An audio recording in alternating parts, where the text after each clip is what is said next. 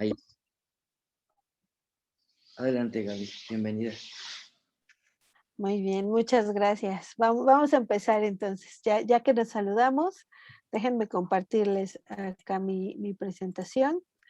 Hoy vamos a hablar de las distintas formas, antes de pasar ya a profundidad a la teología queer. Yo quería que viésemos como este tránsito, ¿no? Que se dio de las teologías gay y lesbiana, la teología gay de liberación y la teología erótica, ¿no? Que son las clasificaciones que va a hacer esta señora. Si no la conocían, les presento a la autora que leímos, Elizabeth Stuart. Ella es considerada como de las pioneras en la teología queer, una de las primeras en hablar de estas cosas. Y, por ejemplo, este grupo de monjas de la disidencia sexogenérica, digamos, hacen performance, ¿no? Pero se asumen creyentes y es ahí un cruce extraño. Pero este grupo, por ejemplo, la hizo su santa. Ellas dicen que ella es su santa. Entonces, así como cosa curiosa. Y bueno, yo quería empezar con este antecedente que imagino que ya habrán visto en la parte de la teoría queer, el antecedente de Stonewall o los disturbios de Stonewall que se llaman, ¿no? Que son como esta pelea entre disidentes exogenéricos contra la policía en un barrio en Nueva York, que es lo que funda este mes, además del Pride, ¿no? Este junio que ahora todo el mundo celebra, las marcas ya se montaron, etcétera. En realidad empezó siendo una protesta política contra la exclusión, contra la persecución policial.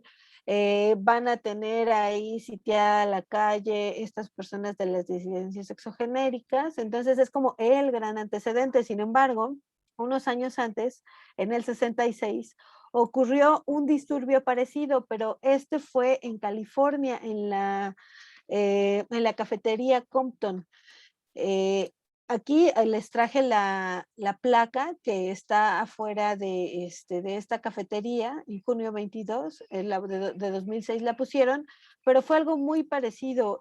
Fue un enfrentamiento entre toda la comunidad de disidencia sexogenérica, peleando contra la brutalidad policíaca, ¿no? Además era un barrio empobrecido, no era tampoco como estas cosas que vemos ahora de marcas de lujo con disidentes exogenéricos.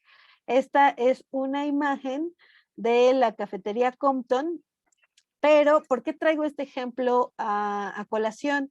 Porque resulta que toda esta comunidad de disidencia sexogenérica, que es antecedente directo de Stonewall, además, eh, y además les digo, Stonewall es como ese gran acontecimiento que rescatan muchas de las comunidades de disidencia sexogenérica. Está esta iglesia, este templo se llama el Yale Memorial Church, y en esta iglesia también se juntaban las disidencias sexogenéricas, es decir, como parte de las personas que habitaban ese barrio, ellos y ellas tenían un vínculo con el barrio en general y con la iglesia también en particular, ¿no? Y son como esas cosas que a uno le saltan cuando hace revisiones históricas y de repente dicen, pues se juntaron en la iglesia, así de que caray, como no se supone que la iglesia no los quería. Pues es un poco lo que les comentaba la vez pasada, ¿no? Han estado siempre en la vida activa de los barrios en los diferentes planos, nada más que la oficialidad marca algunas cosas, ¿no? Como que no se tienen que aceptar. Y bueno, vamos a empezar acá a hablar de estas teologías gay y lesbiana primero, gay de liberación después, y la teología erótica, porque son los antecedentes de las teologías queers. Entonces, vamos a empezar con la teología gay y lesbiana. Justamente después de Stonewall, cuando vienen estas revueltas de las disidencias sexogenéricas, se hacen visibles públicamente, empiezan a marchar por todos lados, empiezan a exigir derechos, van a empezar a desarrollarse también teologías, ¿no? Sale a la luz, entre muchas otras cosas, que también hay muchas personas de las disidencias sexogenéricas, gays y lesbianas, que son creyentes, ¿no? ¿De qué van estas primeras teologías gays y lesbianas? nos dirá ahí Elizabeth Stewart que son liberales, están centradas en la salvación universal. Es decir, en ese sentido van mucho de la mano con las lógicas protestantes, ¿no? La liberación individual, entonces el sujeto se tiene que hacer cargo de sí mismo para llegar a ser buena cristiana, ¿no?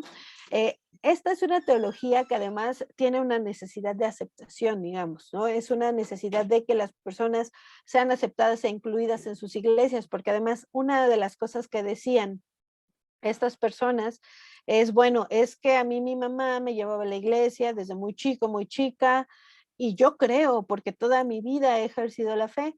Entonces, yo soy buena persona porque por ser gay o por ser lesbiana no me aceptan, ¿no? Entonces, hay ahí una necesidad de aceptación muy, muy grande. A lo que apuntaban era suponer, a demostrar que ser gay no implicaba ser malo, ¿no? Que lo gay era bueno, que lo gay era parte del orden divino o que lo gay también gozaba de dones divinos. Y en ese sentido buscaban las formas de demostrar que eran buenos cristianos, ¿no? Era una especie de limpiar la imagen ante las iglesias y ante las comunidades para eh, poder ser asimilados. No querían cambiar otra cosa más que su asimilación frente a sus comunidades de fe. En ese sentido, no son anticapitalistas, no son nada, nada más querían ser reconocidas. Y bueno, estas teologías van a tener la característica de que van a defender la monogamia, ¿no? Ellos van a decir, no, nosotros no somos promiscuos, nosotros somos monógamos, nos portamos bien, somos sanos, somos cristianos, somos creyentes, pero la cosa acá es que se va a tratar de acá lo apunté abajo, ¿no? De un gay estándar. Es decir, se centraban en sujetos blancos de clases medias o clases altas, formados en iglesias conservadoras, sí, pero tratando de asimilarse sin buscar un cambio radical dentro de las estructuras económicas, sociales ni políticas, ¿no? Entonces, aquí se apuntaba como a ser aceptados y aceptadas en el sistema. Y acá traigo algunas de las obras, ¿no? Loving Women, Loving Men, Gay Liberation and the Church del 74, de Sally Gebhardt y Bill Johnson. Luego tenemos Towards a Theology, perdón, Towards a Theology of Gay Liberation del 77 de Malcolm Marcus, The Church and the Homosexuality del 76, Talking a Change on God del 88 y Freedom, Glorious Freedom del 95 de John McNeill. Acá John McNeill, que es el que tiene 3 libros, va a poner ahí una sistematización de 12 pasos para salir del closet, ¿no? Entonces ahí su aportación tendrá que ver con que, cómo te puedes hacer visible ante tu comunidad. Bueno, sigue estos 12 pasos, ¿no? Al estilo de Alcohólicos Anónimos. Entonces era partir de la aceptación de los gustos, las intenciones de cada persona para irse aceptando como parte de la obra divina, ¿no? Y bueno, aquí traigo la crítica que hace Elizabeth Stewart en la lectura que vimos, en el libro que vimos, respecto a esta primera teología gay y lesbiana, ¿no? Ella va a decir todo, incluyendo a Dios y a los demás, queda absorbido en el yo occidental, de clase media gay y a la postre neurótico. Los primeros teólogos gays utilizaron ingenuamente los mandamientos, principios y herramientas de la teología moderna para elaborar el yo teológico gay. El problema estriba en que el yo teológico gay está herméticamente cerrado a otro. Solo es capaz de hablar de manera significativa consigo mismo y está encerrado por una modernidad que lo construyó.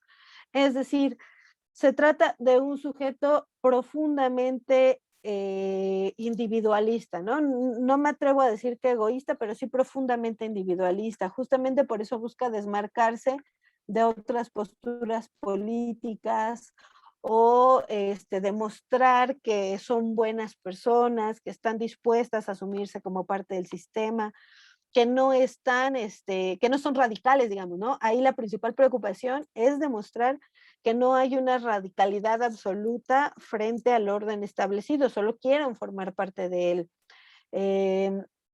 Y en ese sentido también será una teología que siga las reglas, ¿no?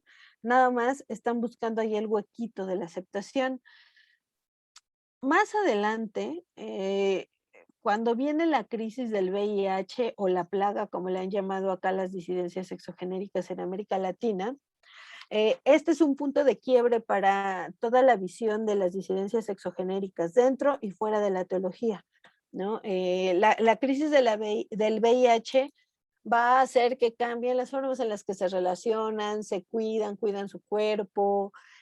También va a modificar en buena medida algunas cosas como la, la, la intención de relacionarse entre sí sexualmente, ¿no?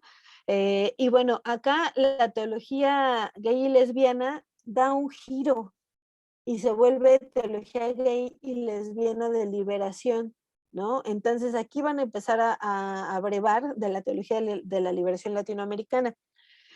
Acá van a empezar a desarrollar algunos términos a partir de la idea de hospitalidad, por ejemplo, ¿no? La hospitalidad de los buenos samaritanos.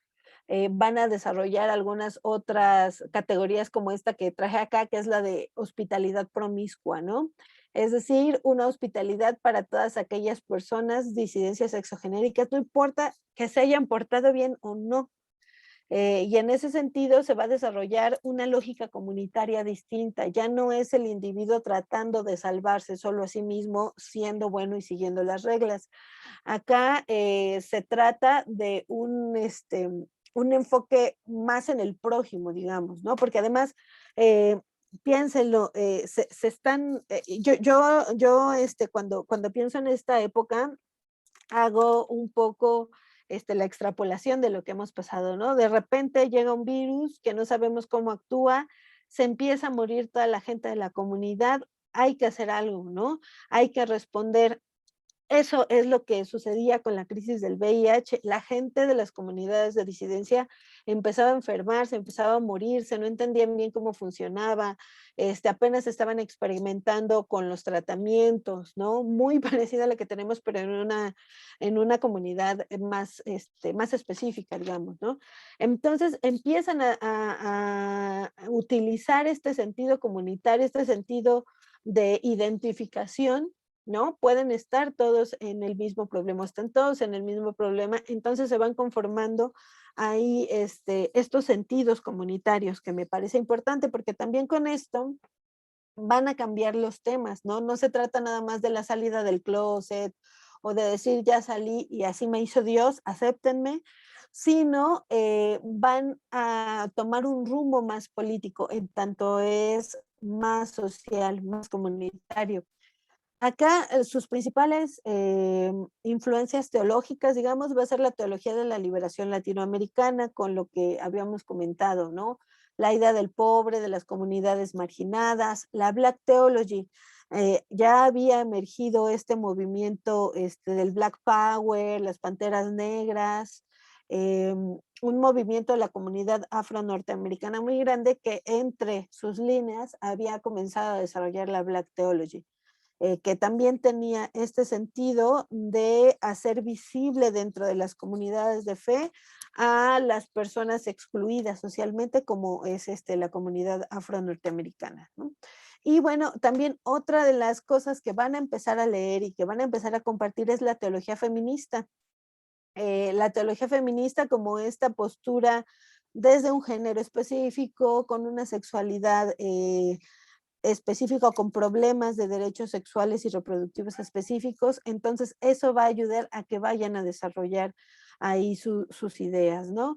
Acá lo que van a buscar es descentrar al sujeto gay, es decir, ya no es nada más estoy hablando como un ser individual que es gay o que es lesbiana, sino van a decir, bueno, todos los seres humanos somos parte de la divinidad, y la homosexualidad es una construcción histórico-política. Es decir, no es necesariamente el lugar teológico desde el cual voy a hacer mis lecturas, porque lo que ha atravesado sí es una construcción histórico-política, pero no es la esencia de lo que soy, ¿no? Entonces ahí hay una diferencia con la primera teología gay y lesbiana. Después, aquí va a cambiar, ¿no? Si la primera teología era apologética, es decir, necesitaba como esta aceptación y este perdón, la teología gay y lesbiana de liberación va a ser profética en el sentido de que va a tomar algunos pasajes específicos de la Biblia, como el Éxodo, para hablar de una liberación del pueblo, es decir, este pueblo que son las comunidades marginadas, como en ese momento estaban siendo los gays y las lesbianas, además, insisto, en una situación de salud muy complicada. Que parecía que la comunidad se acababa, ¿no? Esto ha generado mucha angustia y si revisamos así literatura o material visual que se ha generado en torno a esta época, es muy angustiante, ¿no? Eh, una de las cosas que va a fundar, que se va a replicar tanto en la teología erótica, en la teología indecente, en la teología queer, es esta idea de amistad. Esta idea de amistad va a ser así, como súper, súper, súper repetida, porque se va a pensar en una relación no de amor romántico, sino de compañerismo, digamos, ¿no? Y en ese sentido van a empezar a hablar de algunas cosas como una amistad antipatriarcal. ¿Se acuerdan que la vez pasada hablábamos de estos cultos al Dios guerrero? Justamente esta teología gay y lesbiana de liberación va a estar contra el culto a la masculinidad. Es tratar de romper esta lógica del culto a lo masculino, lo fuerte, el padre, entonces en ese sentido va a ser antipatriarcal y va a estar contra el heterosexismo, es decir, la construcción del binomio de género hombre-mujer, pero todavía no de una forma tan fuerte, ¿no? Como les decía, es una teología más politizada y ahí también van a cambiar los temas de la teología gay y lesbiana de liberación, porque, por ejemplo, van a empezar a desarrollar una idea de relación con la tierra. Aquí, por ejemplo, Michael Clark va a hacer como una teología eco-gay de liberación muy curiosa, ¿no? Es decir, se va a preocupar por lo que está haciendo el ser humano con la tierra, pensando en la tierra como parte de la creación divina que el hombre está acabando. También van a abordar algunas otras cosas como la pobreza urbana, porque además tendrá que ver con esta crisis sanitaria que están pasando, ¿no? Bueno, acá los representantes son Gary David Cornstalk, Michael Clark, Richard Cleaver y Daniel Spencer. Eh, aquí, aunque la mayoría de estos teólogos se mantienen muy cercanos a la idea de que el principal documento de autoridad es la Biblia entera, va a haber algunas posturas, como la de Cornstalk, que va a ser más cercana a la de Elizabeth Schüssler Fiorenza. No sé si ustedes hayan escuchado de ella, es una teóloga feminista muy, muy yo cuando la leí me impactó bastante, ¿no? Eh, bueno, y entre muchas de las cosas que ella dice, es que hay que tomar de las escrituras solo lo que abona el proyecto de liberación. Entonces, este señor Cornstalk va a hacer lo mismo, va a decir, bueno, de las escrituras solo vamos a tomar lo que ayude al proyecto de liberación gay, ¿no? Entonces se asumen como una comunidad que requiere de esta liberación en la tierra, ¿no? Entonces van a empezar a tomar partes específicas. En estas teologías van a tomar mucho el éxodo y la idea de la resurrección, ¿no? Van a empezar también ahí a hacer como los primeros atisbos de una cristología, pero no van a llegar a ella. Entonces, esta es como el segundo paso que dieron las teologías gays y lesbianas. Y después viene esta otra que es la teología erótica. La teología erótica parte de una conciencia lesbiana. Las teologías anteriores, aunque se llamaban gays y lesbianas, en realidad eran mucho más desarrolladas por gays varones, ¿no? Entonces, como suele ocurrir en muchos de los movimientos de disidentes sexogenéricos, de repente las lesbianas quedaban ocultas, ¿no? Era complicado. Eh, y bueno, la teología erótica justo va a trabajar sobre eso, ¿no? Y creo que aquí también es en donde se va a hacer una vinculación entre la idea de lo queer y el lesbianismo, ¿no? Si recuerdan en su seminario anterior de teoría queer, la palabra queer implicaba una ofensa, implicaba hablar de algo abyecto, de algo vergonzante, ¿no? De las disidencias sexogenéricas como un insulto que después van a retomar como una postura política, ¿no? Para redefinir lo que implica el ser queer. Pues muchas de las teólogas europeas y norteamericanas van a tomar la idea de queer, ¿no? A partir de esta conciencia lesbiana. Y bueno, acá la principal, o una de las principales teólogas, se llamó Carter Hewart, y ella se va a basar en esta poeta afro-norteamericana, Audre Lorde. Audre Lorde va a hablar de lo erótico como una potencia liberadora. Audre Lorde tiene una cantidad bastante rica, o tenía, ya no vive, pero dejó una herencia poética muy interesante, ¿no? En donde habla de la postura que ella tiene como afro, como lesbiana, como madre, como enferma de cáncer.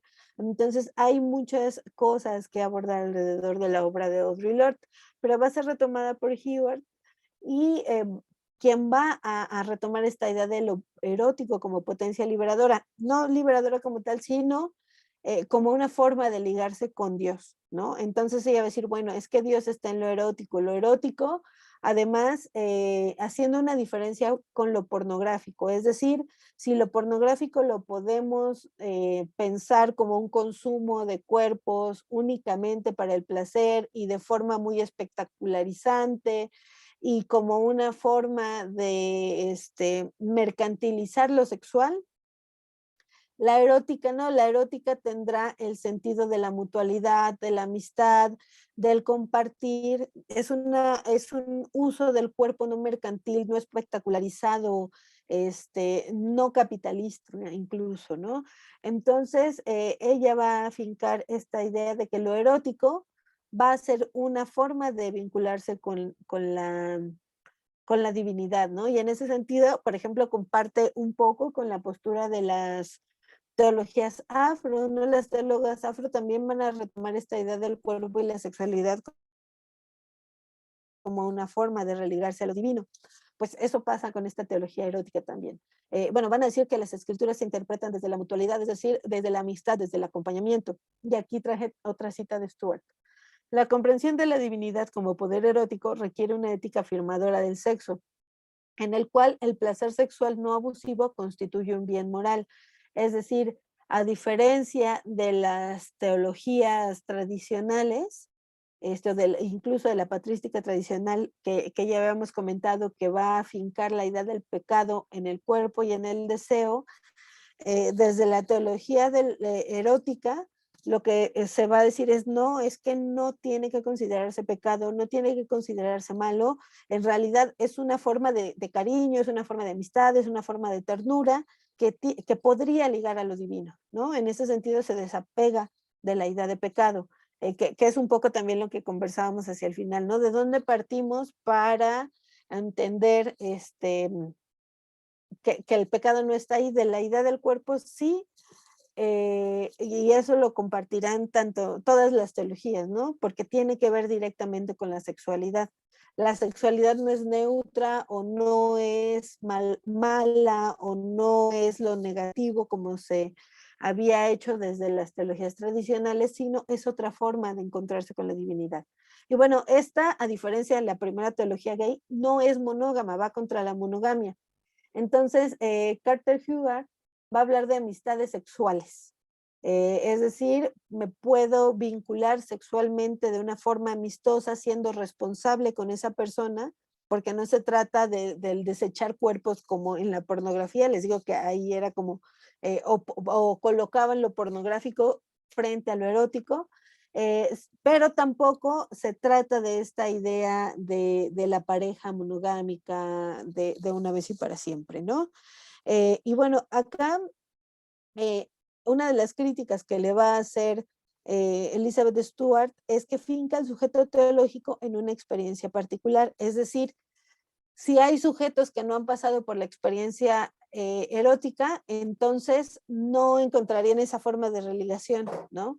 Entonces, pues no, ahí quedan fuera las personas asexuales o las personas que se han decidido por ser ascéticas o los infantes, las infantes que no han pasado por esas experiencias. Entonces, acá Linda Woodhead, otra teóloga, eh, va a hablar no de la erótica como la experiencia religadora, sino de la pasión.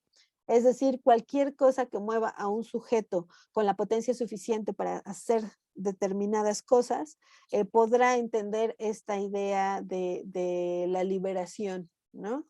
Entonces, bueno, es un poco como estas diferencias entre las principales exponentes de las teologías eróticas. Estas, como les dije, son así la base para la teología queer, ¿no?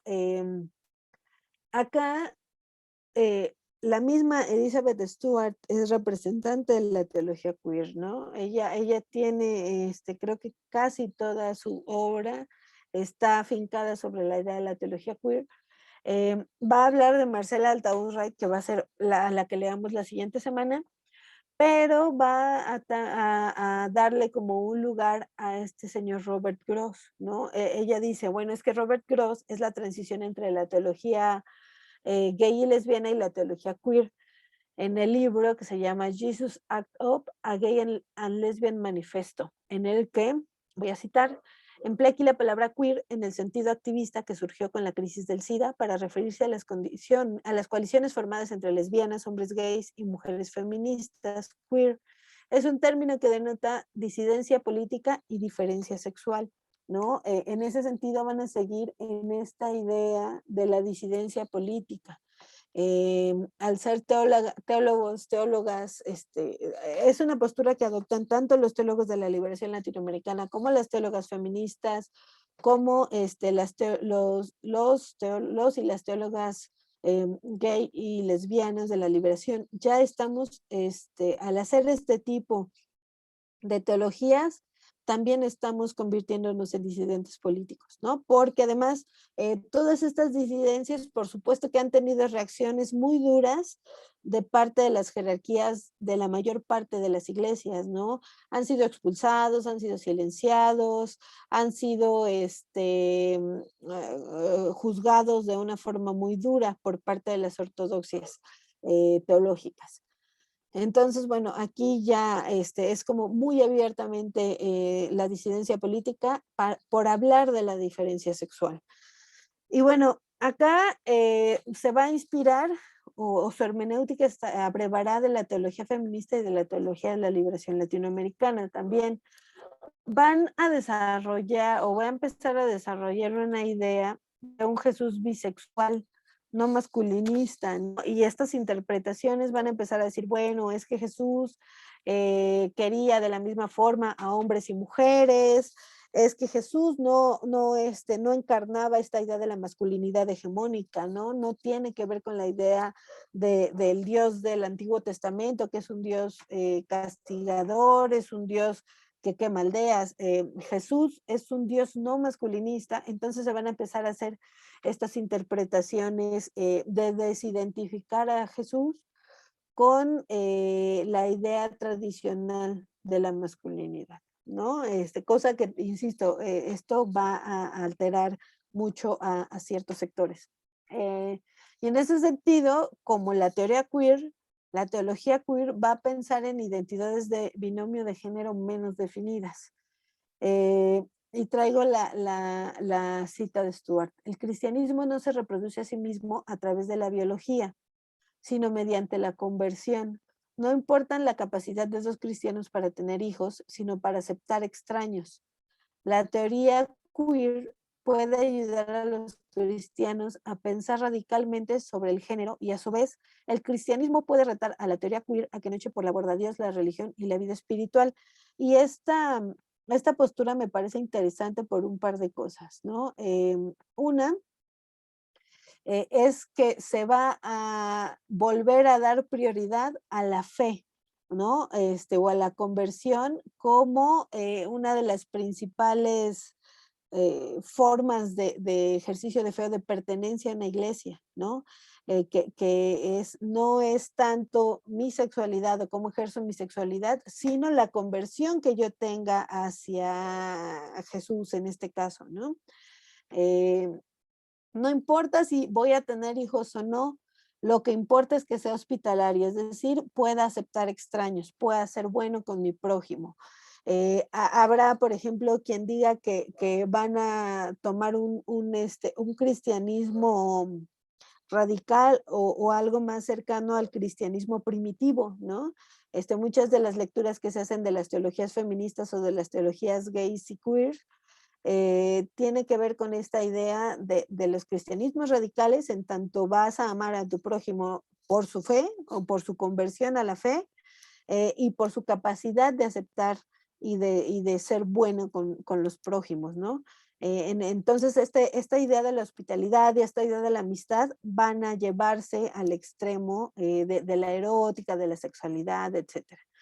Y bueno, la otra es que esta idea de lo queer puede ayudar a los cristianos a pensar radicalmente sobre el género, es decir, qué es lo que ha hecho todo este disciplinamiento histórico sobre el binomio de género en el ejercicio de la fe, ¿no? A ver, cristianos, qué es lo que han hecho al ordenarnos de esta manera, ¿no? Y al revés, todas estas comunidades de disidencia sexogenérica que dejaron sus iglesias por ser rechazados, podrían volver a reivindicarse como parte de las diferentes iglesias, ¿no? Y bueno, aquí también van a empezar a surgir iglesias de distintas denominaciones o van a crecer las iglesias metodistas que son más incluyentes, pero de repente van a empezar a abrirse iglesias evangélicas o iglesias de algunos otros, de algunas otras, eh, de algunas otras líneas, de algunas otras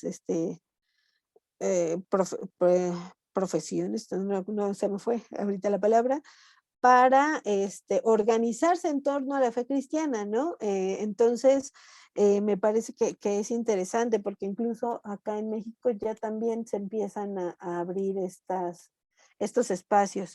Y bueno, ¿qué es lo que pasa acá en América Latina? Eh, a- una de las, o cuando empecé a explorar estas cuestiones de las teologías de disidencias sexogenéricas, uno de los primeros trabajos que me encontré fueron los de James Allison, que están traducidos por Ibero, ¿no? Los jesuitas han traído muchas veces a México a James Allison, y él tiene una idea muy interesante alrededor de la homosexualidad a partir de la idea de la expiación, ¿no? Como esta idea de que Dios perdonará, ¿no? Este tipo de cosas. Y bueno, acá traigo una cita textual de él que dice que existe una variante minoritaria de la condición humana cuya aparición es constante, es decir, las personas gays, no patológica e independiente de la cultura, el entorno, la religión, la educación o las costumbres. Una variante que ahora designamos como expresión ser gay. Esta variante minoritaria se vive, sin embargo, desde las condiciones de una cultura, un entorno, una religión, una educación y ciertas costumbres determinadas, es decir, de una manera que está por completo cargada de cultura. Lo que está asegurando es, bueno, todo estas minorías han existido en toda la historia de la humanidad, pero la forma en la que se responde a ellas es cultural y ahora nos llaman gays, ¿no? Y ahí va a empezar a disertar acerca de un poco muy cercana a las teologías gays, ¿no? Somos parte de un orden divino, tendríamos que ser aceptados con nuestra fe, etcétera. Y bueno, otros antecedentes de estas teologías gays y cristianas o de las respuestas de las iglesias a las teologías gays y lesbianas son, por ejemplo, esta de Terence Cook y John Harvey, que en Nueva York fundaron Courage Movement, eh, que es un movimiento o es un apostolado para personas homosexuales, para personas gays y lesbianas. El problema es que Courage Movement va a decir, es que se condena al homosexualismo, pero no al homosexual. ¿Qué implica esto? Que van a acercar a personas gays y lesbianas, las van a incorporar a otro programa de 12 pasos. Esta vez no es para salir del closet, sino para aceptar no ejercer su sexualidad. Es decir, te aceptamos como homosexual, pero no lleves a cabo actos sexuales porque contra eso sí estamos en contra, ¿no? Entonces es una cosa que a mí me parece muy dura, ¿no? Eh, aceptamos que seas gay, pero no lo ejerzas, digamos, ¿no? Aceptamos que te gusten las mujeres, pero no te les acerques. Sigue nuestro programa de 12 pasos. Y entonces es una cosa incluso peligrosa porque desde aquí se podría pensar en todas estas formas de reconversión, ¿no? Al final es una forma de control. Te acepta, pero no hagas lo que te gusta hacer o no te acerques a lo que tu naturaleza te llama, digamos. Y bueno, a diferencia de este grupo Courage Movement, que tiene también sus Courage Latino en diferentes países de América Latina, México entre ellos, hay otras organizaciones, ¿no? Por ejemplo, hay un grupo que se llama Génesis y hay otro grupo que se llama Otras Ovejas. Estos dos grupos son ecuménicos, es decir, van a agrupar a personas de distintas denominaciones, a ver si no se me olvida la palabra, de distintas denominaciones, para aceptarlos como disidencias sexogenéricas, ¿no? Van a hacer interpretaciones bíblicas y está interesante. Otras Ovejas tiene un sitio de internet que está muy bien armadito. Bueno, de repente le falta actualización, pero sí explica de qué va, ¿no? De qué va, cómo se acompañan, en qué países están. Entonces me parece que aunque esté, por ejemplo, este apostolado para gays y lesbianas, que son una forma de control, también hay otros grupos de cristianos de distintas denominaciones que están funcionando como grupos de apoyo. Otras cosas que pueden servirnos como antecedentes en América Latina es, por ejemplo, que en los 70s el Frente Homosexual para la Liberación Argentina estaba conformado con grupos católicos y protestantes, ¿no? Entonces, era además un grupo que era perseguido, que la policía los castigaba, que era maltratado socialmente, a los que muchas personas de la izquierda misma también marginaba. Nada más que aquí la cosa es que firman como grupos católicos y protestantes dentro del Frente de Liberación Homosexual, de Frente Homosexual de Liberación en Argentina, pero no dejaron documentos, ¿no? Entonces nada más queda ahí como el antecedente de que formaron parte de este frente, pero no está claro exactamente qué es lo que buscaban como personas con fe, ¿no? Entonces ahí queda el hueco. Pero tengo otro antecedente que es de 1989. En 1989, Ricardo Zambrón es Ricardo Zambrón Levy va a escribir el libro Nuevos enfoques de la homosexualidad, ¿no? Él apuntaba a una pastoral homosexual. Este libro empezó a circular de forma clandestina, solo circulaba entre conocidos. Fue a dar a la jerarquía católica mexicana. Entonces este libro fue condenado, ¿no? Ricardo Zambrón fue castigado con silencio, no me acuerdo de cuánto tiempo, pero él no podía salir, vincularse, era el voto de silencio para él, ¿no? Entonces, a mí me parece muy interesante porque eran casi los noventas y todavía la Iglesia Católica estaba muy cerrada, al menos en América Latina, en este caso específicamente de México, a que se hablara, se conociera, se pensara en las personas disidentes sexogenéricas dentro de su jerarquía, ¿no? O incluso fuera, ¿qué iba a pasar con estos enfoques de la homosexualidad entre los feligreses, las feligresas? Hay como muchas cosas que nos hacen ver que estas disidencias sexogenéricas también han estado presentes en las iglesias, si no abiertamente, sí veladamente, ¿no? Como les digo, pues son personas que además se formaron muchas familiarmente dentro de iglesias determinadas. Cuando salen del closet o toman conciencia de su posición como disidentes sexogenéricos, a lo mejor ahí es cuando entran en crisis porque saben que van a ser rechazados, ¿no? Rechazadas, rechazades. Entonces creo que en ese sentido los avances han sido muy cortitos. Bueno, y el otro ejemplo que les traigo es el de Marcela Altaúd Wright. A ella la vamos a leer la siguiente semana. Ella va a trabajar con disidencias sexogenéricas en barrios de Argentina, ¿no? Antes de irse a Edimburgo.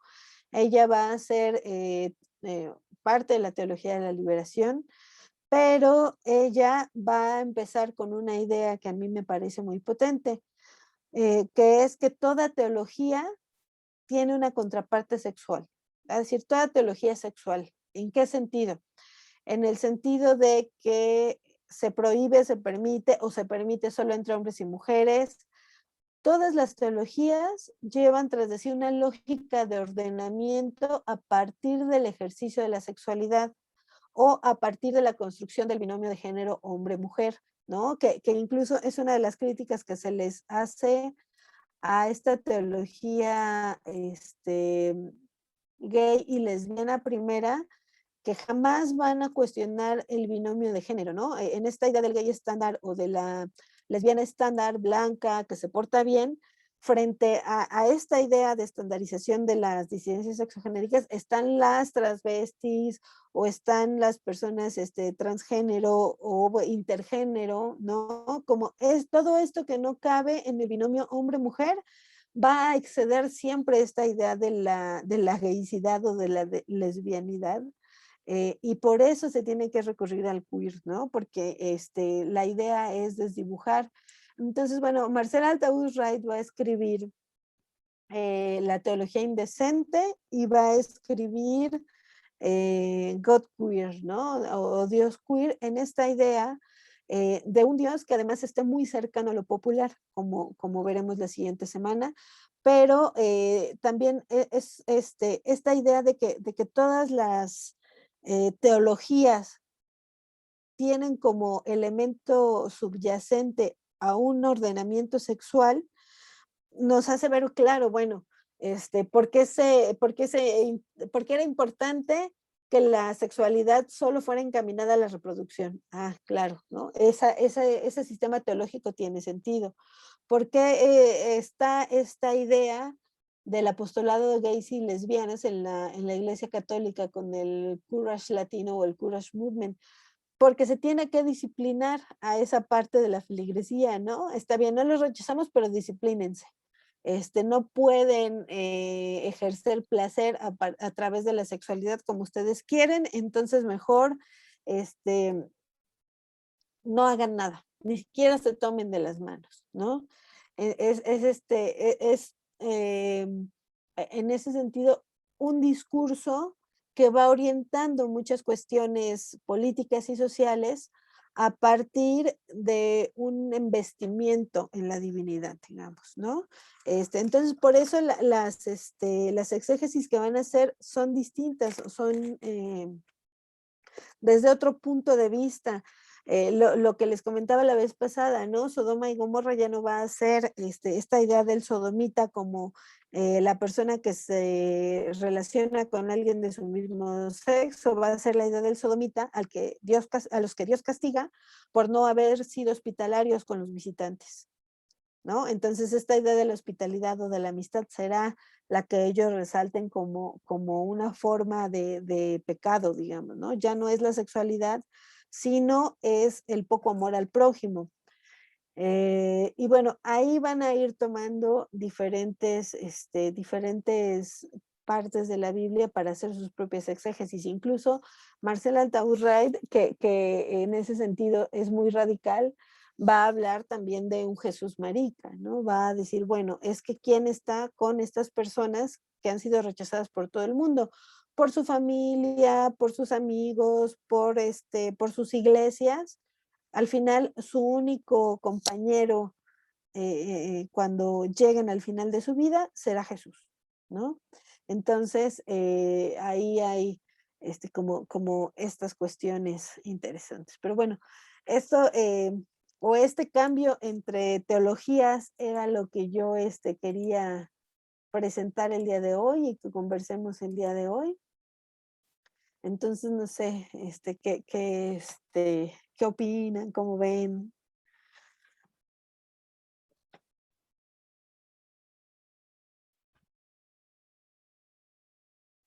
Dani, ¿Qué tal, Gabriela? Buenas noches, hola. muchísimas gracias. Pues súper importante como un paquete grande, ¿no? Este recorrido. Yo te quería preguntar, esto de estas clasificaciones de las teologías me recuerda un poco a las oleadas feministas, ¿no? La primera oleada, la segunda, la tercera, la teoría queer, bla, bla.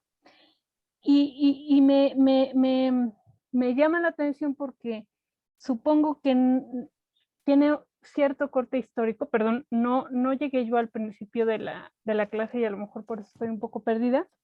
Tiene cierto corte histórico, pero me imagino que en las experiencias concretas se pueden dar muchísimos posicionamientos, ¿no?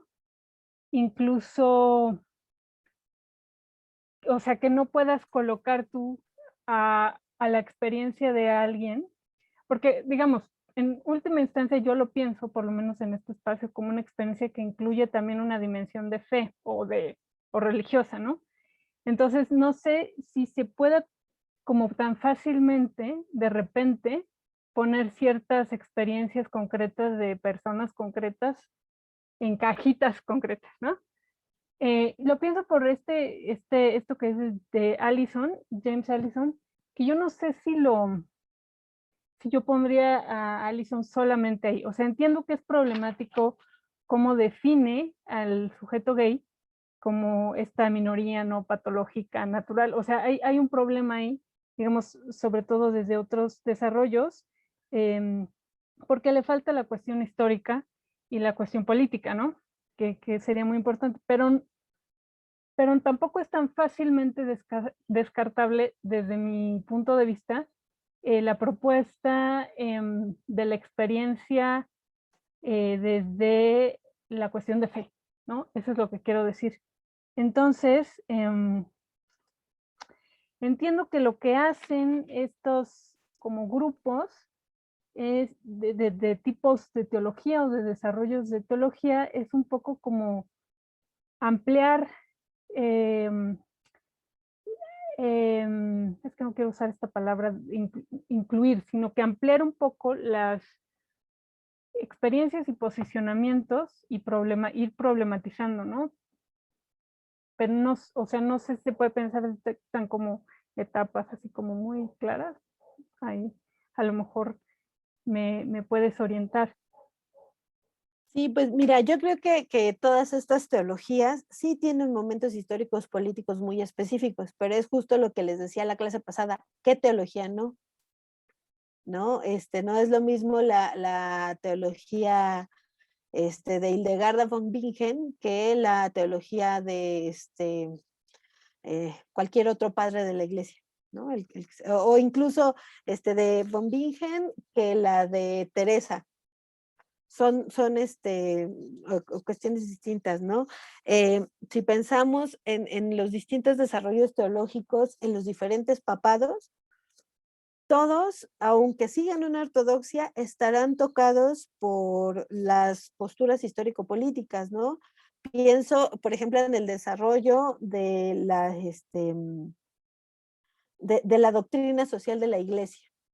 La doctrina social de la Iglesia surge en un momento histórico-político determinado para parar el avance comunista y tratar de acercarse socialmente, que no les ganara la feligresía, digamos, ¿no? Que no militaran en el comunismo, sino que siguieran siendo parte de la Iglesia. Entonces se tenía que hacer un despliegue de una doctrina social de la Iglesia. Es decir, en ese sentido, todas las teologías tienen ahí un anclaje histórico-político. Y en ese anclaje histórico-político van colocándose en el centro sujetos, ¿no? Sujetos teológicos, les llama acá Elizabeth Stuart, pero podemos pensar, la teología de la liberación tenía como este sujeto teológico al pobre, ¿no? Al pobre, además, igual pensándolo en un pobre estándar. Después vienen las teólogas feministas y van a decir, no, es que no están pensando en las posturas específicas de las mujeres que comparten otros problemas y pueden hacer una interpretación distinta de la divinidad. Entonces yo creo que una de las cosas importantes que deberíamos tomar en cuenta es que no hay una teología acabada o una teología que pueda dar una explicación absoluta de las divinidades, ¿no? En ese sentido, sí cambian los sujetos porque cambian en postura tanto histórica política que mencionas, como en la postura que ocupan las personas que quieren reflexionar a Dios en esa sociedad o en ese contexto que están bajando, ¿no? Entonces, bueno, ahí sí hay también en estas teologías gays y lesbianas va a ir habiendo quiebres. Sí son, no sé si son olas, porque también una de las cosas que estamos cuestionando desde los feminismos es si las olas aplican o no aplican, porque los feminismos no han surgido igual y todas estas cosas, ¿no? Pero además esto se queda también en los debates en los planos de interpretación, que en la cuestión teológica es todavía un poco más viscosa, me parece, ¿no? Porque desde las exégesis o las hermenéuticas que se utilizan van a estar atravesadas las posiciones de sujeto. Y bueno, acá la diferencia o este rastreo que podemos hacer es como el que hacía Elizabeth Stuart, ¿no? La teología gay y lesbiana que surge justamente después de las revueltas de Stonewall y del Café Compton, que es como, bueno, ya somos visibles, también queremos ser aceptados en esa visibilidad como parte de la iglesia, ¿no? Que era más, que era más de corte liberal, ciudadano, ¿no? Un cristianismo ciudadano, digamos.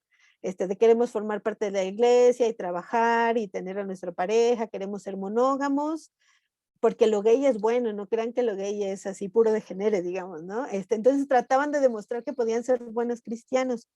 Después viene la teología gay y lesbiana de liberación, que le va a dar un enfoque comunitario, ¿no? Es decir, que coincide con o surge a partir de la crisis del VIH. Para mí esto es lo que les comentaba hace un ratito, ¿no?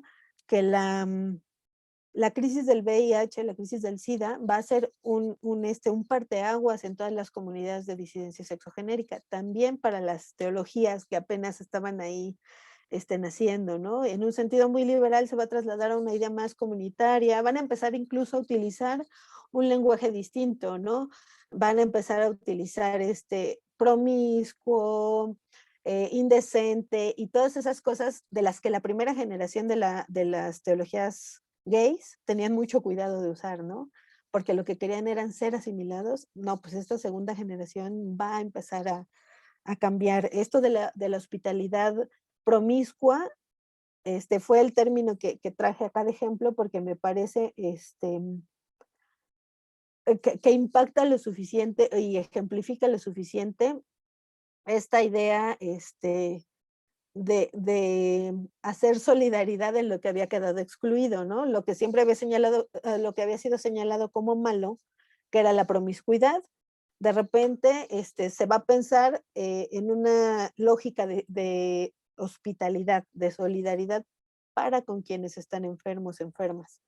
Entonces, ese giro me parece interesante porque además una de las cosas que también les comentaba en la clase pasada, de repente aparece como que la teología de la liberación se quedó en Gustavo Gutiérrez y Dussel y así, ¿no? Pero resulta que tuvieron influencia en estos teólogos, en estas teólogas. La primera teología queer se asume a sí misma como teología de la liberación. La Black Theology tiene también ahí una huella de la teología de la liberación. Entonces, empezó la teología de la liberación y se fueron descarnando. ¿Por qué? Porque hay un montón de comunidades de fe que quedan excluidas, ¿no? Con las teologías ortodoxas o las teologías tradicionales.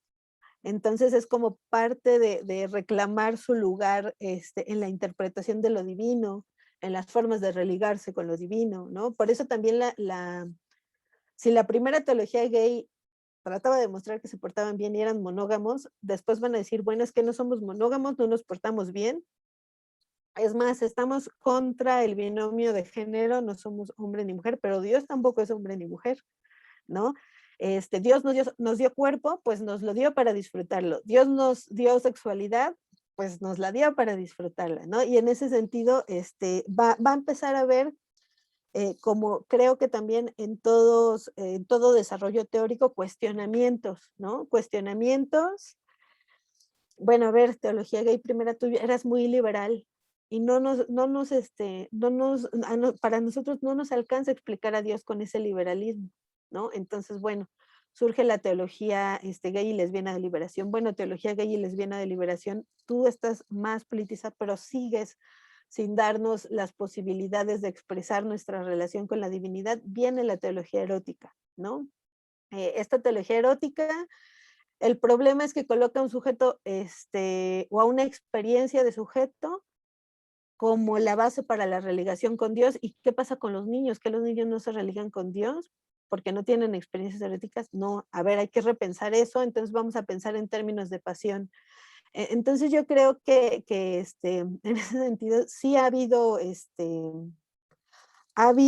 estos anclajes histórico-políticos, pero también están estos cuestionamientos, ¿no? Que están haciendo tanto las teologías ortodoxas, que lo que hacen es juzgar, juzgar, juzgar, está mal, Dios no es eso, Dios no es eso, Dios no es eso, pero también los cuestionamientos entre las mismas comunidades de fe, ¿no? Y eso es lo que creo que todavía tiene ahí el proceso de pensar en estas teologías de la disidencia sexual o estas teologías queer, porque yo creo que no se va a detener. O sea, la cosa es que la teología de la liberación abrió una puerta que ya nos dio teologías feministas de liberación, teologías de disidencias sexuales, las teologías afrofeministas, por ejemplo, son ahí otro espacio importante en donde se traen un montón de elementos que a lo mejor hace 10 años pensaría como completamente incompatibles, ¿no? O hace 20 años, y ahora están produciendo estas ideas de distintas experiencias de Dios o de pensar a Dios. Eh, y a lo mejor una de las cosas importantes a decir acá es que se rompió el monopolio de quién puede pensarlo y quién puede expresarlo, ¿no? Entonces, a lo mejor por ahí va como el gran tema, ¿no? Se rompió el monopolio de quién puede pensar a Dios. Y no es porque estén llegando a conclusiones nuevas, lo que les decía Maimónides ya decía, Dios no tiene género.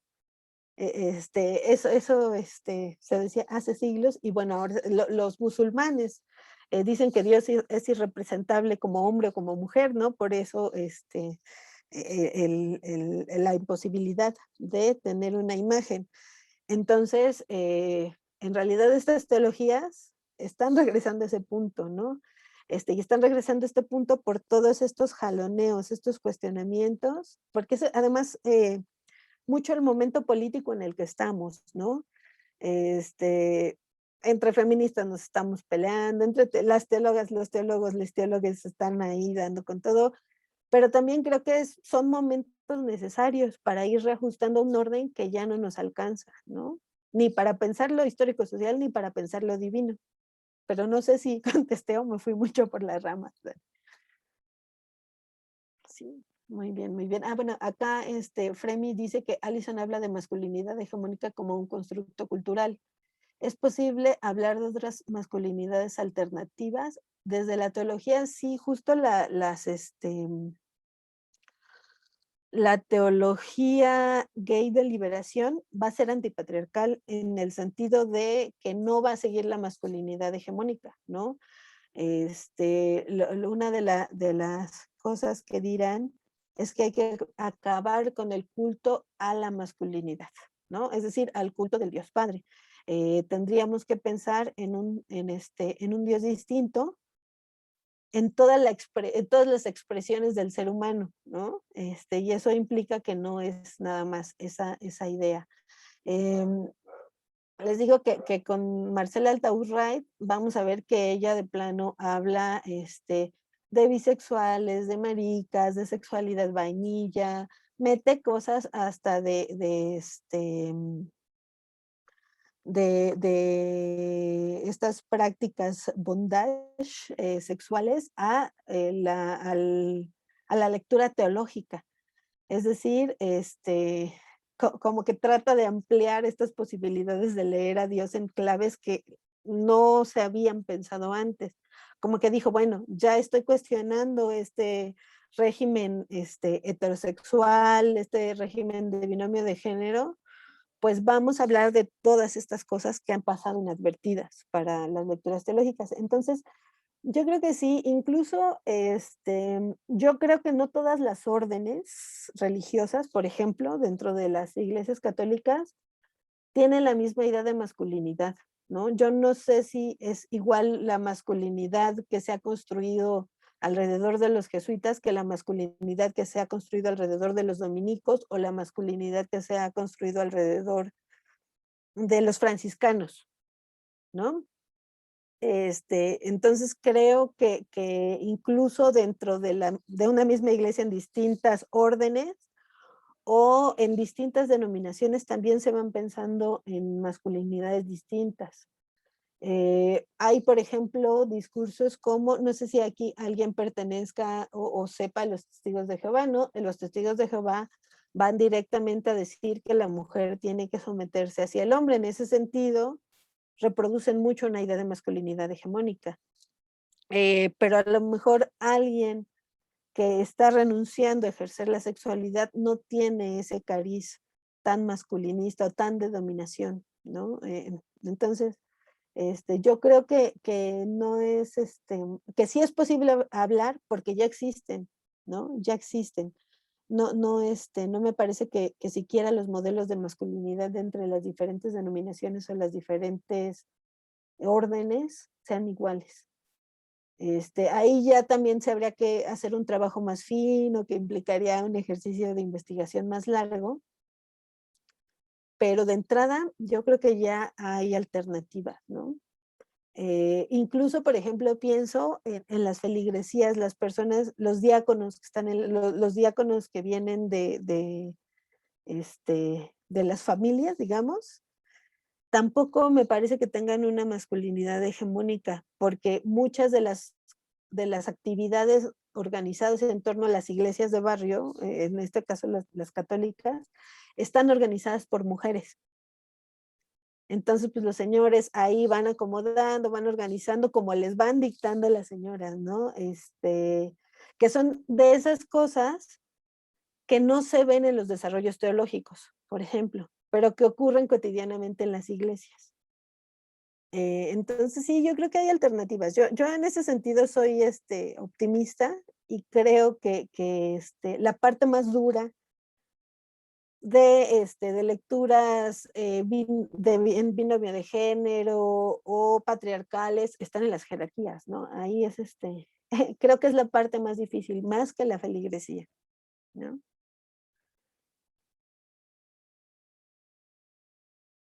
Ajá, las masculinidades hegemónicas en su momento persiguen otras expresiones, ¿no? Es lo que platicábamos la semana pasada. con esta construcción de la idea del sodomita, ¿no? La idea del sodomita es es una idea completamente colonial y es una idea que se traslada a América Latina y es una idea que va a jerarquizar a la sexualidad masculina. Entonces, en ese sentido, yo sí creo que va ligada con esta lógica del Dios Padre, ¿no? Entonces, pues el Dios festivo o el Dios no heterosexual o no de una masculinidad hegemónica va a ser perseguido porque se va a considerar hereje, se va a considerar lejano de la santidad y un montón de otras cosas. La lucha en la homosexualidad empieza en el núcleo familiar, sí. Sí, yo estoy de acuerdo un poco, pero la presión en la familia creo que nace en buena medida por el resto de construcciones sociales alrededor, ¿no? Entre ellas esta cuestión de lo teológico. Sí, sí, la cosa es que acá Guadalupe manda un mensaje, ¿no? Cuando se carece de criterio de información hay confusión de aceptación al prójimo tal cual es, que es un poco lo que pelean estas teologías gays y lesbianas, ¿no? Pues es que Dios me hizo así, soy parte de la creación divina, dejen de perseguirme, ¿no? Acéptenme porque soy parte de la divinidad. Entonces, ahí el cuestionamiento duro desde el punto de vista teológico es, este, si me estás cuestionando a mí, como gay o como lesbiana, estás cuestionando a Dios porque Dios me creó así, ¿no? Es ahí como una de las cosas con las que juegan también estas teologías. ¿Qué ocurre en Alemania, Fremi? ¿Alguien sabe? Seguramente se refiere a las bendiciones de las parejas homosexuales. Ay, es que esto también es creo que la iglesia alemana siempre ha sido un poco rebelde, porque cuando se instituyó que los sacerdotes no pudieran tener familia, los primeros en levantarse fueron los alemanes. Dijeron, no, nosotros queremos tener a nuestra familia y queremos ejercer nuestra sexualidad. Y mira, yo creo que esto tendrá que cambiar en algún momento, ¿no? Porque buena parte de las iglesias están siendo abandonadas, ¿no? Entonces, la iglesia tendrá que repensar algunas de sus ortodoxias si no quieren quedarse vacías, ¿no? Tanto en personas que ingresen como teólogas, como sacerdotes, pastores, etcétera. Y creo que en ese punto llevan más avance las iglesias protestantes, ¿no? Hay iglesias con pastoras, incluso ya empiezan a aparecer ahí, hasta en el mundo judío, algunas rabinas, ¿no? Que también tienen el pleito, los ortodoxos no aceptan de las rabinas, pero hay iglesias que son dirigidas ya por mujeres rabinas y están llevando a cabo todas las ritualidades que estaban prohibidas para mujeres, ¿no? Por ejemplo, la lectura de la Torá se supone que no la podían hacer mujeres y ahora están también ahí llevando un proceso.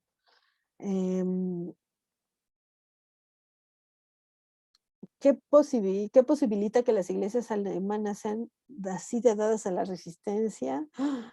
Híjole, esa es la pregunta del millón, ¿no? Es que además es difícil contestar eso sin caer en una respuesta eurocentrada o colonial, porque podríamos decir la educación, pero entonces que acá no tenemos educación, sí tenemos educación, no tenemos aceptación de las disidencias, sí tenemos, yo insisto, convivimos diario con ellas, aunque hipócritamente cuando se enfrenta a la autoridad, entonces ya dice, ay, no, no es cierto, yo nunca los he visto, y te cortaron el pelo ayer, ¿no?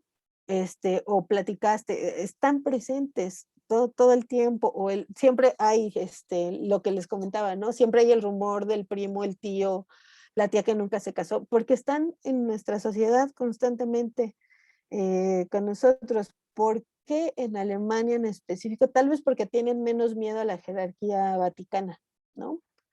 A lo mejor esa podría ser la respuesta. Acá hay más respeto. Lina y Dani.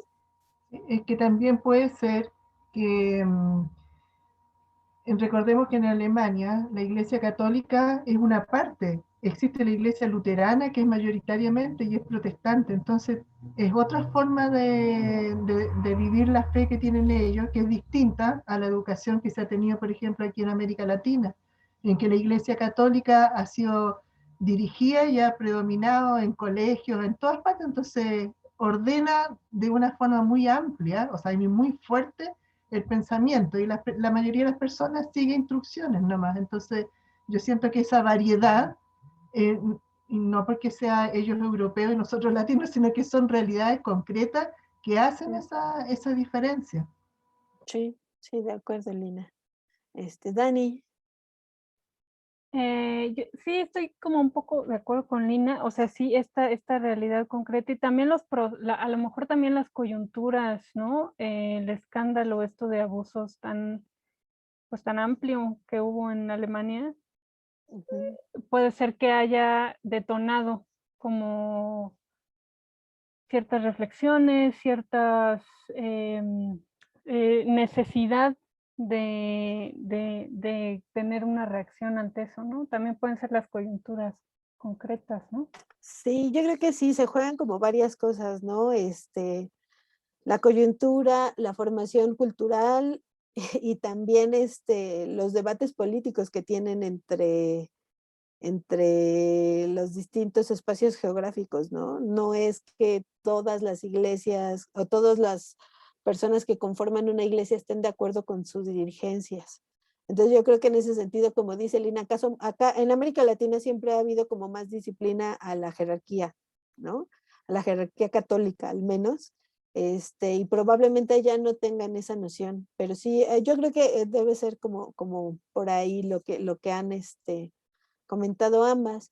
Y acá Fremi dice que hay propuestas en algunas congregaciones femeninas de tener sacerdotisas por el clericalismo y el abuso. Sí, de hecho, por ejemplo, les comentaba esto del caso judío, pero entre las teólogas, por ejemplo, una generación de teólogas feministas muy primera de la que habla Elina Wola en su tesis doctoral, que ella hace una investigación de teologías feministas de la liberación en América Latina. Ella va a poner un ejemplo ella es finlandesa, entonces ella va a poner el ejemplo de las teólogas de los países nórdicos, que de plano empezaron a hacer una reflexión en torno al patriarcado de sus iglesias de procedencia, y lo que concluyeron es, si estamos viendo que son patriarcales, que no hay espacios para nosotras, que no vamos a tener ese espacio que estamos buscando, pues hay que renunciar, y renunciaron a sus iglesias, ¿no? A iglesias católicas y cristianas de distintas denominaciones, y entonces dieron un giro hacia religiosidades o formas teológicas más naturalistas o más animistas, ¿no? Incluso hubo algunas que formaron comunidades de Wiccas y cosas así, porque de plano dijeron, bueno, ya lo estamos reflexionando, ya entendimos que la experiencia divina no es patriarcal, que nosotras también somos parte, que podemos formar parte de la jerarquía, pero no nos van a dejar. Bueno, pues de plano nos vamos a otro lado, ¿no? Este es como un ejemplo también extremo, ¿no? Que se salieron, porque la mayor parte de teólogas siguen todavía dentro de sus iglesias. Ya deja eso. Sí.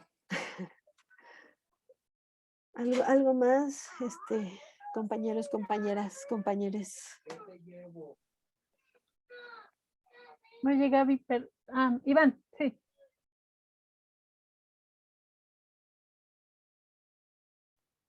Hola, hola, buenas noches a todos. Buenas noches, Gabriela. Muchísimas gracias por una clase tan preparada, y por una hospitalidad, ¿no? Esta hospitalidad de la que has hablado, que algunos autores han hablado. Gracias por todo eso. A manera de comentario, nada más, cuando hablabas de teología erótica, me pareció muy interesante este versus, esta dicotomía entre lo pornográfico y lo erótico, ¿no? Me pareció muy, muy interesante porque pues llamarse queer o la queeridad, por decirlo así, es ser disidente, es ser disidente del deseo, disidente político también, ¿no? Entonces, la pornografía, pues, es una mercantilización, es convertir una experiencia que puede ser tan espiritual en mercancía, ¿no? Entonces, desde ahí, pues, muchas razones que pueden fundamentar nuestra postura, quienes nos llamamos queer, de el por qué, ¿no? ¿Por qué no nada más se trata de deseo? ¿Por qué no nada más se trata de ir contra los mandamientos? No nada más se trata de eso, también también es una cuestión política. También es estar en contra bueno, lo que como yo lo llamo, es el capitalismo machista patriarcal, ¿no?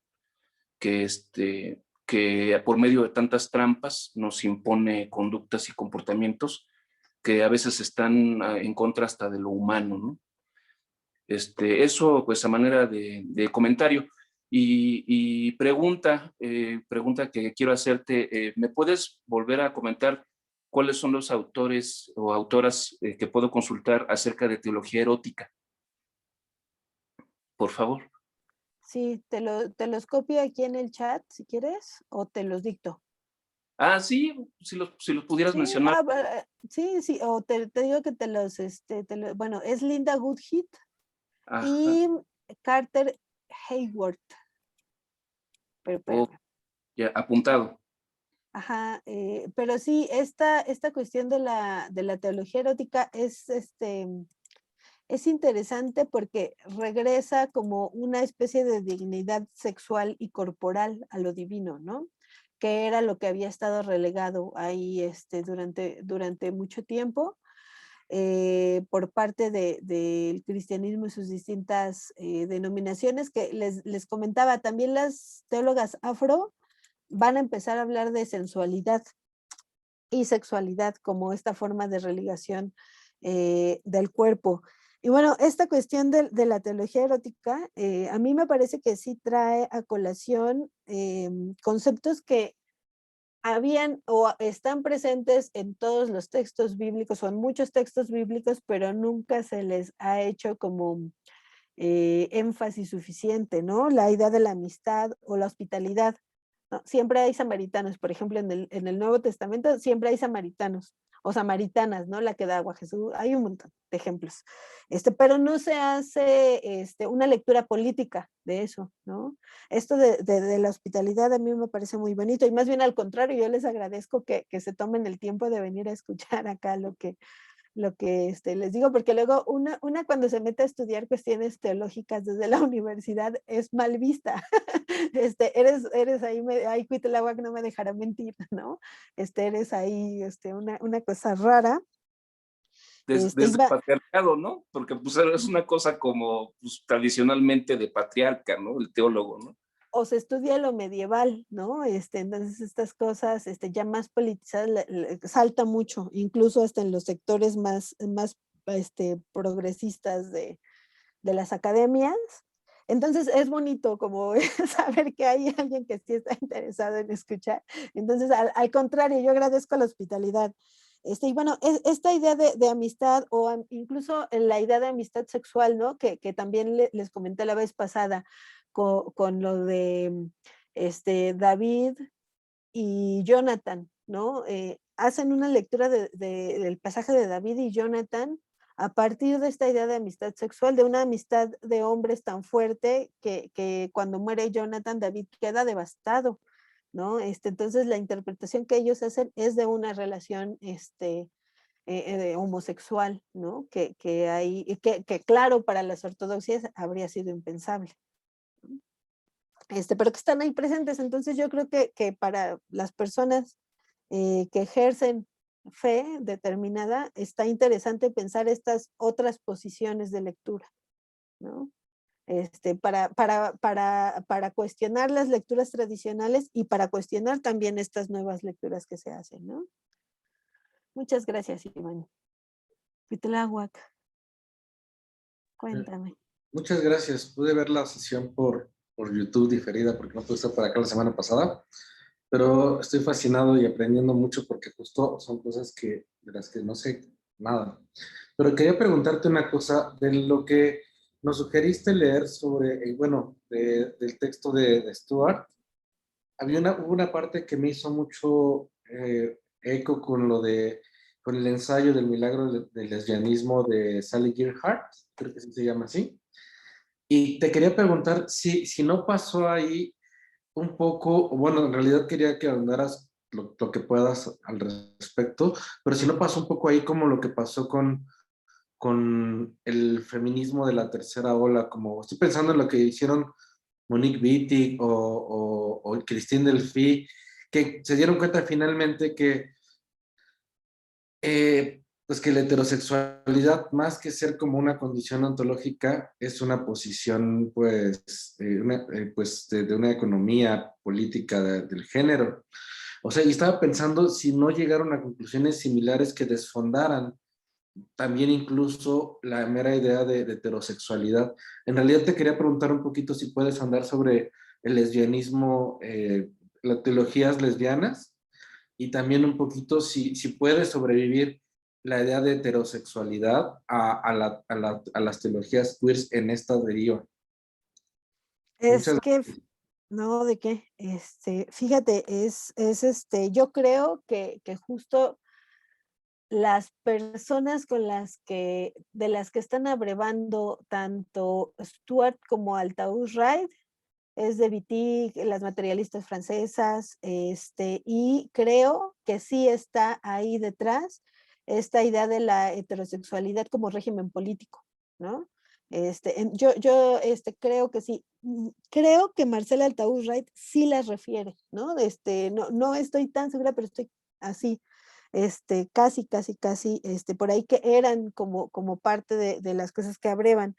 Luego, las teologías lesbianas, lo que sucede con ellas es que primero se desdibujan en las primeras teologías liberales, porque los que empiezan a escribir son varones gays, y después van a empezar a acercarse a la idea de lo queer.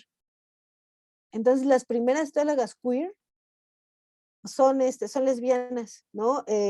Tanto Elizabeth Stuart como Linda Woodhead. Por acá tengo otra referencia de una afro, es una womanist queer, es una pastora womanist queer, ¿no? Entonces, es decir, no se identifica como feminista, sino como mujerista, pero queer, ¿no? Entonces, creo que es parte como de todas estas formas de visibilizar, ¿no? Que ahora, a la luz de los pleitos actuales, a lo mejor queda un poco obnubilado, pero muchas compañeras lesbianas se habían identificado como queers, sobre todo en el norte global. Marcela Altaúz Reid trae esta idea de indecencia y de queer, no como bisexual, no como, porque además, si tú ves a Marcela Altaúz Reid en fotos, también ya falleció, es cisgénero, ¿no? Es decir, se identifica, pero su sentido teológico va por otro lado, que no tiene que ver ni con el binomio, y va a ser también una crítica postcolonial interesante, pero creo que es porque parte de todas estas mujeres lesbianas que van quedando en la periferia, ¿no? En la periferia del norte de inicio, pero que van bajando y van dejando huella en América Latina y en toda la teología. Mira, aquí el nombre de la Theology Womanist Queer es Pamela Lipsy, y ella es afro y también estuvo ahí, o está metida con las iglesias cristianas en la cuestión del Black Lives Matter, ¿no? Entonces es interesante porque creo que una de las cosas que han tomado de las teologías de liberación latinoamericana es la politicidad. Ya no lo van a soltar, ¿no? O sea, incluso hay quienes clasifican a las teologías ortodoxas, califican a estas teologías como teologías políticas o como teologías contextuales, ¿no? Como para decir, claro, no hablan de Dios porque son contextuales y solo están, son políticas y entonces no están en realidad acercándose a algo divino porque se quedan en lo mundano. Entonces, estos intercambios son curiosos. Pero sí, te digo, yo estoy segura que hay un intercambio tanto con las materialistas francesas como por ahí con alguna otra norteamericana. Sin embargo, a diferencia de ellas sí se van hacia lo queer porque es un poco también como tampoco encajan dentro del lesbianismo tradicional porque son lesbianas creyentes. Entonces, ¿en dónde encuentran el hueco? Pues en lo queer, ¿no? Entonces creo que ahí está un poco este movimiento. Muchas gracias. No, ¿de qué? A ti. A ver, voy a leer acá. Dani. Estas teologías abrevan de la teología de la liberación, sí, pero tal vez más de otros movimientos de su tiempo. Sí, como los feminismos y queer. Fíjate que por ejemplo, las feministas, las teólogas feministas, Pilar Aquino y se me fue el nombre de la otra, van a hacer ellas sí van a hacer una cronología de las teologías feministas. Entonces en esa cronología van a decir, es que al principio las teólogas no se llamaban feministas porque tenían mucha reserva de acercarse a los movimientos feministas. Y los movimientos feministas no se acercaban a las teólogas porque hay como mucho cuidado con el quehacer de las iglesias que siempre tachan mal a las feministas, ¿no? Entonces se veían con mucho recelo de los dos bandos. Va a venir un periodo en los 80s en el que van a empezar. ¿Qué es lo que pasa? Las teólogas están trabajando en villas, en barrios, en favelas, con mujeres pobres. Hay grupos feministas que están trabajando con mujeres en las villas, en las favelas y en los barrios, ¿no? En las barriadas. Se van a encontrar, es casi como están trabajando en el mismo terreno. Fue inevitable el encuentro, van a empezar a tener intercambios. Ahí es cuando las teólogas dicen, es que sí somos feministas, ¿no? Y sí vamos a pensar en los derechos sexuales y reproductivos de las mujeres pobres, ¿no? Porque somos feministas, pero somos feministas de liberación. Entonces, va a empezar a haber un diálogo y creo que una de las figuras acá en México que es como muy clara con ese diálogo es Silvia Marcos, ¿no? Silvia Marcos ha entrado a las teologías feministas, al zapatismo y al feminismo mexicano, ¿no? Entonces Silvia Marcos es ahí como una condensación de estos cruces que primero empezaron con mucho recelo y luego se fueron acercando poco a poco, ¿no? Entonces, ¿qué es lo que pasó? Que las teólogas empezaron a aprender de feminismo académico o de teoría feminista y lo incorporaron a la teología. Y al revés, ¿no? Las feministas entendieron que muchas de las mujeres con las que trabajan y las compañeras teólogas, pues tenían el ejercicio de su fe presente. Entonces, creo que a veces estas particiones tú estás de este lado y tú del otro, se dan más en espacios teóricos, ¿no? O en espacios que están más apartados de lo social, pero cuando estás trabajando con las mismas comunidades, ahí es cuando las diferencias se diluyen por la necesidad que tienes enfrente, ¿no? Entonces sí, o sea, sí dialogan con todo esto. La imagen que ponía al principio, ya no, creo que ya no la alcanzaste a ver, pero acá la comparto de nuevo. Perdónenme los que ya la vieron, ¿no? Pero es que a mí me parece como muy icónica. Esta es la cafetería Compton en California, en donde hubo una revuelta parecida a la de Stonewall en el 66. Entonces, cuando yo empecé a leer las crónicas de lo que pasó en Compton, me encontré con que estaban diciendo que las personas que participaron de esta revuelta Les decía que acá está la placa, ¿no? Contra la brutalidad policial, la discriminación, etcétera. Se reunían en esta iglesia, el Guild Memorial Church, que es la iglesia del barrio, ¿no? Es decir, ya tenían la convivencia con la iglesia, con los feligreses, ellas mismas eran parte de la feligresía, ¿no? Entonces, esta idea de la asepsia, de la separación, en realidad viene más de la jerarquía y el sentido de la jerarquía es la ordenación, ¿no? La separación, la jerarquización, ¿no? Para que ellos puedan mantenerse en donde están. Entonces, entonces sí, o sea, estos diálogos son inevitables, ¿no? Pero insisto, todas las teologías tienen estos diálogos a favor o en contra, ¿no? La doctrina social de la Iglesia Católica se desarrolló en contra del comunismo, pero la teología de la liberación latinoamericana se desarrolló con el comunismo, ¿no? Entonces todo su lenguaje está impregnado de lucha de clases, liberación. Entonces sí, son interpretaciones, me parece. Bueno, acá Fremi dice, la idea de bendición en la Iglesia de Alemania tiene que ver con el reconocimiento y la aceptación del otro como otro, por encima de la construcción ético-moral al estilo de Jesús en tiempos de Jesús. Habían estos cuerpos queer. Es que esta cuestión de los cuerpos queer lo veíamos la sesión pasada, ¿no? A lo largo de la historia, en un montón de culturas, han existido disidentes exogenéricos, ¿no? Incluso culto al dios cernuno o al dios cornudo del que habla Arthur Evans, de lo que va a hablar es de una imagen de Dios festiva, de una imagen de Dios queer casi, ¿no? Sus sacerdotes eran travestidos, había una idea de la sexualidad mucho más libre que en la lógica del Dios guerrero o el Dios padre.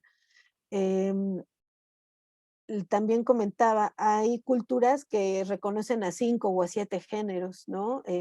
Las culturas precolombinas, por ejemplo, también reconocen personas de 2 espíritus o del tercer espíritu, o que hablábamos del caso de los mushes. Entonces, los cuerpos queer, ahora los llamamos queer, pero las disidencias exogenéricas han estado presentes en toda la historia y en todas las culturas. Que se disciplinen de las formas que conocemos ahora a partir de discursos teológicos, políticos, homófobos o transfobos, es distinto, ¿no? Entonces, bueno, ahora surgen como queers, pero son formas de ser que siempre han existido. Seguro en los tiempos de Jesús había, ¿no? Seguro. Incluso en las interpretaciones queer, hay quien habla de la amistad de Jesús con los apóstoles, por ejemplo, ¿no? En un sentido de esta amistad cercana entre varones. Pero bueno, hay un montón de interpretaciones, porque hay quien dice, entonces Jesús bisexual porque está María Magdalena, pero también está Juan. Entonces ahí ya no hay una forma de discernir qué interpretación está bien o qué interpretación está mal, ¿no? Porque, o sea, históricamente es imposible porque las fuentes son fragmentarias, los discursos teológicos han estado muy manoseados a lo largo de la historia, muy politizados, aunque no abiertamente a diferencia de estas, ¿no? Estaban organizados para lógicas sociales, pero no se decía. Estos dicen somos políticos porque estamos resistiendo a ese orden, ¿no? Pero bueno.